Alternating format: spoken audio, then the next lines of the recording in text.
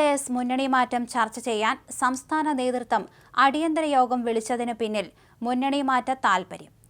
ഫെബ്രുവരി 1 ശനിയാഴ്ച ആലപ്പുഴ ജില്ലയിലെ ചേർത്തലയിൽ സംസ്ഥാന എക്സിക്യൂട്ടീവ് യോഗം ചേർന്ന് മുന്നണി മാറ്റം ചർച്ച ചെയ്യും.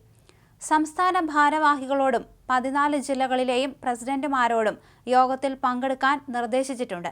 കോട്ടയം ജില്ലാ ക്യാമ്പിൽ മുന്നണി മാറ്റ പ്രമേയം വന്നതിന് പിന്നാലെയാണ് യോഗം വിളിച്ചത്. മുന്നണി വിടണം എന്ന ആവശ്യം പാർട്ടിയിൽ ശക്തമായി ഉയരുന്നുണ്ട്. 2025 മുന്നൊരുക്കം എന്ന പേരിലാണ് ജില്ലാ യോഗം കോട്ടയത്ത് ചേർന്നത്. ഇതിലാണ് നിർണായക പ്രമേയം പാസാക്കിയത്.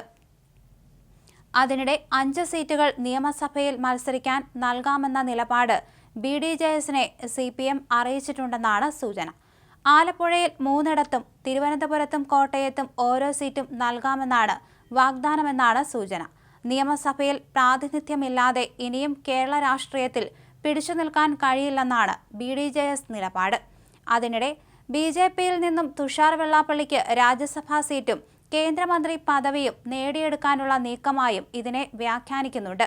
എന്നാൽ SNDP യോഗം ജനറൽ സെക്രട്ടറിയായ വെള്ളാപ്പള്ളി നടേശന് BDJS ഇടതുമുന്നണിയിൽ പോകണമെന്ന ആഗ്രഹം കലശലാണെന്നാണ് സൂചന. ആലപ്പുഴയിലും കൊല്ലത്തും പരമാവധി സീറ്റുകൾ ഇടതുപക്ഷത്തു നിന്നും വാങ്ങിയുള്ള മുന്നണി മാറ്റത്തിനാണ് വെള്ളാപ്പള്ളി ആഗ്രഹിക്കുന്നത്. CPM ഓഫറുകൾ നൽകുമ്പോൾ കോൺഗ്രസും BDJSനെ കൂട്ടാൻ സന്നദ്ധരാണ്.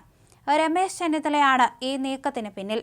ഈഴവ വോട്ട് ബാങ്ക് രാഷ്ട്രീയം അനുകൂലമാക്കുന്നതിനാണ് കോൺഗ്രസ് ശ്രമം.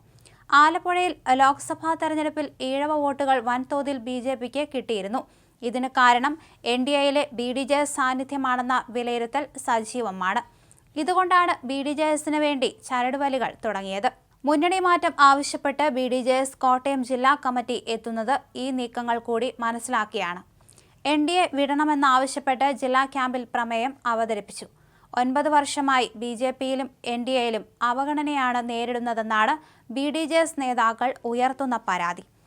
NDAയിൽ തുടരേണ്ട ആവശ്യമില്ലെന്നും മറ്റു മുന്നണികളിലുള്ള സാധ്യത സംസ്ഥാനാധ്യക്ഷൻ പരിശോധിക്കണമെന്നാണ് കോട്ടയം ജില്ലാ കമ്മിറ്റിയുടെ ആവശ്യം.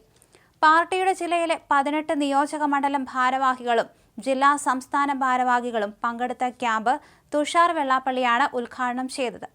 BDJSന് അർഹമായ പരിഗണനയോ അധികാരമോ നൽകിയില്ലെന്നും പ്രമേയത്തിൽ കുറ്റപ്പെടുത്തുന്നു.